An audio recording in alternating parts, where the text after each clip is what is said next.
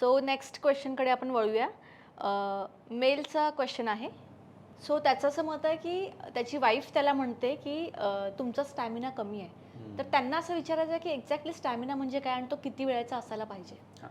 तर हा जो शब्द आहे बायकांकडनं येणारा, असं समजा की युनिव्हर्सल आहे. म्हणजे त्यांना बोलायचे, पण त्या फक्त शब्दामध्ये बोलतात. आता ह्याचे दोन्ही अर्थ निघू शकतात.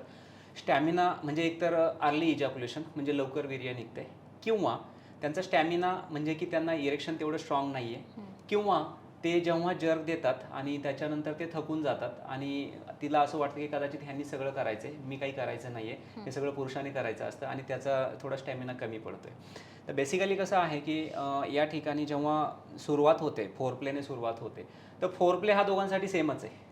त्यासाठी काही पुरुषाने काही वेगळं करायचं किंवा स्त्रीने काही वेगळं करायचं असं नाही आहे. दोघं बरोबर येतात, त्यानंतर त्यांचा फोर प्ले होतो, एकमेकांना टच होतो, एकमेकांना टच झाल्यानंतर फिमेलमध्ये लुब्रिकेशन होते, वजाना लुब्रिकेट होते, ह्यांच्यामध्ये पेनिसमध्ये इरेक्शन येते.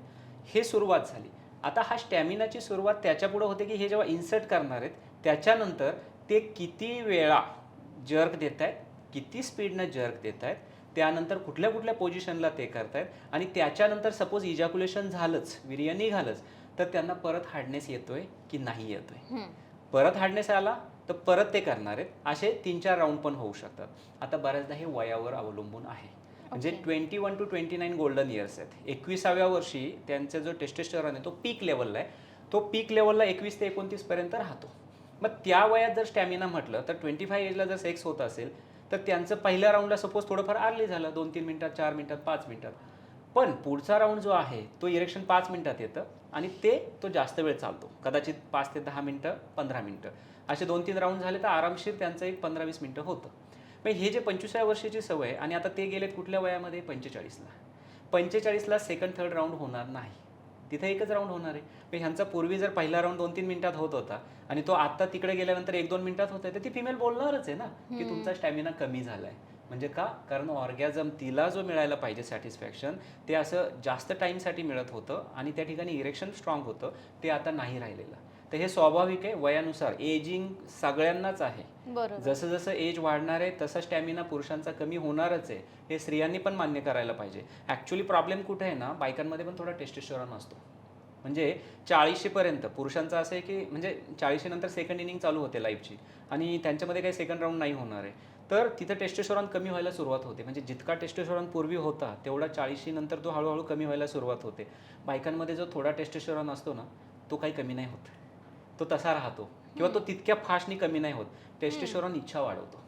मग त्यांच्या इच्छा असतात आणि त्यांची मुलं आता 40ला गेले की थोडी मोठी झालेली असतात, मग त्या संसारातून थोडे बाजूला जातात.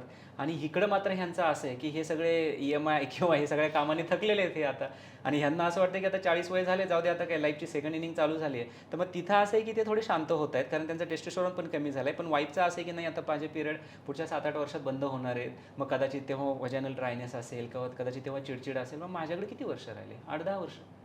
मग मग आता व्हायला पाहिजे. पण ती डिमांड करते. म्हणजे बऱ्याचदा कपल आम्हाला विचारतात की का बरं उतार वयामध्ये बायका ज्या आहेत त्या थोड्या ॲक्टिव्ह होतात आणि पुरुष मात्र शांत होतात. तर ह्याच्यामागं अजून पण कारण आहे, पॉलिगॅमी. हे निसर्गाच्या विरोधी आपण नाही जाऊ शकत आहे. म्हणजे मी ॲक्च्युली सांगतो की पुरुषांमध्ये पॉलिगॅमी म्हणजे काय की त्यांना मल्टिपल स्त्रियांबरोबर सेक्स करायला आवडतो. कारण ना नंतर नंतर असं होतं ना की त्या स्त्रीचा म्हणजे तीळ कुठं आहे आणि त्या स्त्रीचं शरीर कसं हे पाठ होऊन जातं. मग त्याला तिथं फीलच नाही राहत. मग तो आपला येतो करायचे, आता नवरा बायको आहे ना शेवटी, करायला तर पाहिजे ना. तर मग करायचे तर जातो, इजॅक्युलेशन करतो. का? कारण त्याला तेवढा इंटरेस्ट पण नाही आहे आता, कारण ते शरीर आता पाठ झालेलं आहे तिचं. मग त्याला मात्र दुसरीकडे कुठं असं पाहिलं किंवा दुसरीकडे कुठं गेला की तो म्हणतो हां तिकडं ना माझं खूप छान होतं, गर्लफ्रेंडबरोबर असं छान होतं, पण बायकोबरोबर घरी नाही होतं तेवढं. तर ही पॉलिगामी आहे. आपण ज्या समाजामध्ये राहतो, लिगल गोष्टी आहेत त्या ठिकाणी की तुम्ही आपल्याच पार्टनरमध्ये नाविन्य शोधा. म्हणजे काय, कधी उजव्या बाजूने झोपताय, कधी डाव्या बाजूने झोपत जा. तिला कधी कधी तुम्ही शॉर्ट कपड्यांवरती राहायला सांगा, कधी जीन्स, कधी साडी, तुम्हाला जे आवडतं तुम्ही बोला ना त्यांना. मग त्या पुरुषाला ते आवडेल. मग ते आवडलं की त्याला इरेक्शन चांगलं येईल, त्याचा इंटरेस्ट वाढेल, मग त्याचा स्टॅमिना पण वाढेल. म्हणजे की तुम्ही एकमेकांशी बोलायला पाहिजे. तेव्हा परत आपण तिथंच आलो की तुम्ही एकमेकांशी बोला की नक्की काय होतंय. त्याला जर का स्ट्रेस जास्त आहे आणि म्हणून स्टॅमिना कमी आहे, तर त्या स्त्रीनं त्याच्या स्ट्रेसमध्ये सहभागी व्हायला पाहिजे ना. प्रत्येक वेळी त्याला हे नाही म्हणायचं की हे सगळं तूच करायचं आहे, मी काय नाही करणार आहे आणि मी झोपून राहणार, सगळं सेक्स तूच करायचं आणि तुझा स्टॅमिना कमी आहे आणि मग कंप्लेंट करायची. So it should not happen. एकमेकांनी एकमेकांना पहिलं समजून घ्या, काय प्रॉब्लेम आहे, कशाने वाटतंय काय. आणि मेंटल पॉलिगॅमीला तर काही लिमिटेशन नाहीये ना.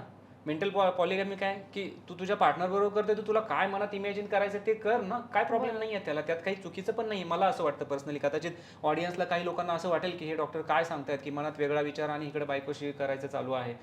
It's okay. त्याला जर का तसं करण्याने जर इरेक्शन स्ट्रॉंग येत असेल आणि त्याला जर का कॉन्फिडन्स वाढत असेल, तर मला असं वाटतं की त्याच्या फक्त डोक्यातल्या विचारांनी त्या फिमेलला काही प्रॉब्लेम नसावा. का? कारण युव्हॉल्युशनरी पुरुष ह्या जगात जे आलेले आहेत, तर ते पुरुष जोपर्यंत ह्या जगामध्ये आहेत, तोपर्यंत टेस्टोस्टेरॉन बनणं म्हणजे सेक्स हार्मोन बनणं आणि तोपर्यंत स्पर्म बनणं चालू असतं. 99 वर्षाचा पुरुष जरी असेल तरी 1% का होईना त्याच्यामध्ये स्ट्रेंथ शिल्लकच असते. म्हणजे तो पुरुष शांत नाही बसणार आहे. पण त्याला तसं उचकून द्या ना तुम्ही. त्याला त्याच्याशी तसं बोला, तसं राहा, तसं वागा. तो सांगतो की डॉक्टर कुठं फंक्शनला जायचं असेल की मस्त नटून थटून तयार होते आणि घरी मात्र ते तसेच ते भांडी धुतलेले कपडे आणि तसेच ते बेडवरती घेऊन येणार आणि मग मला कुठून येणार तो फील ना. आणि मग परत म्हणायचं स्टॅमिना कमी आहे तुमचा. सो असं नाही होऊ शकत आहे. दोन्ही अँगल आहेत स्त्री आणि पुरुषांचे, एकमेकांनी त्यांनी डिस्कस केलं तर हे सगळं पॉसिबल आहे. म्हणजे थोडं प्रेझेंटेबल राहणं पण गरजेचं आहे. काय नाही. हरकत आणि आहे? डिलिव्हरी वगैरे नंतर काय होतं ना, पहिलं तर बाळामुळे प्रायोरिटी बदलते, त्याच्यात बिझी होतात आणि नंतर थोडं वेट गेन झालेलं असतं, स्वतःकडे लक्ष द्यायची सवय सुटलेली असते, याच्यामुळे पण इंटरेस्ट कमी होतो. आणि राहिला प्रश्न स्टॅमिना. कम्युनिकेशन पाहिजे हे. आणि तुमची इच्छा पाहिजे की तुमचा पार्टनर तुमच्यात अडकला पाहिजे आणि मला माझ्या पार्टनरमध्ये अडकायचं, मग मी एफर्ट्स घेतो. शेवटी आपण जे विचार करतो त्याच गोष्टी होतात. आणि ट्रीटमेंट अवेलेबल आहे ना त्याला. म्हणजे स्टॅमिना तुम्हाला वाढवायचं आहे तर ह्याच्यामध्ये ट्रीटमेंट अवेलेबल आहे. तुम्ही डॉक्टरांना भेटा. आणि साहजिक आहे, कुणाला वाटत नाही की माझ्या वयाला तरुण ठेवायचंय. एजिंगला स्लो करणं म्हणजे तुम्हाला तुमचा स्टॅमिना भेटायचं असेल वाढवणं. तर तुमचं क्लिनिक कुठे? मुंबईमध्ये? हा, म्हणजे आमचे पुण्यामध्ये आणि मुंबईमध्ये अशी दोन्ही ठिकाणी क्लिनिक आहेत. तर पुण्यामध्ये 2 ठिकाणी आहे, भोसरी आणि पिंपळे सौदागर, जे पिंपरी चिंचवडमध्ये येतात, आणि एक मुंबईमध्ये पण आहे. आणि आमचा ऑनलाईन पण प्लॅटफॉर्म आहे, केअर फॉर कपल्स म्हणून. तर ती वेबसाईट पण आहे. त्या ठिकाणी तुम्ही तुमचा प्रॉब्लेम टाका आणि त्यानुसार तुमचं जे किट आहे, तुमचा जो प्रॉब्लेम आहे, जसं इरेक्टाईल डिस्फंक्शन आहे, लो डिझायर आहे, फिमेलमध्ये वजानिस्मस आहे, तर त्याचे किट मार्केटमध्ये अवेलेबल आहेत. तर ते तुम्ही तुमचा प्रॉब्लेम टाकून ते ऑनलाईन पण परचेस करू शकता. आणि इव्हन काउन्सिलिंग, कन्सल्टेशन हे इन क्लिनिक पण होतात. तर क्लिनिकला किंवा ऑनलाईन कन्सल्टेशन आमचे all over the world medicine expert पण होतात, जे प्युअरली नॅचरल मेडिसिन आहेत, ज्याचे काहीही साईड इफेक्ट नाही. कारण ह्याच्यामध्ये कसं आहे ना की इन्स्टंट पिल येतात, ज्या लोक ओव्हर द काउंटर पण घेतात, सिलेनाफिल, टॅडालाफिल वगैरे, त्यांचे साईड इफेक्ट असतात. तर तसं घेण्यापेक्षा तुम्ही आतून बरं व्हायचं आहे तर नॅचरल ट्रीटमेंट घ्या. आणि त्याबरोबर आम्ही आमच्या क्लिनिकमध्ये काही प्रोसिजर पण करतो, जसं पुरुषांमध्ये शॉकवेव्ह थेरपी, पी शॉट थेरपी. तर हे ज्या थेरपी आहेत ह्याने इरेक्टाईल डिस्फंक्शन, प्रीमॅच्युअर इजॅक्युलेशन ह्यालाही फायदा होतो. सो डॉक्टरांना भेटा. मी म्हणत नाही की माझ्याकडेच कळालं. हा, नाही, मी जस्ट तुम्हाला विचारलं की तुम्ही कुठे असता वगैरे, कारण की जर त्याच पद्धतीचे काही प्रॉब्लेम्स असेल तर ते डिरेक्टली येऊन तुम्हाला भेटतील.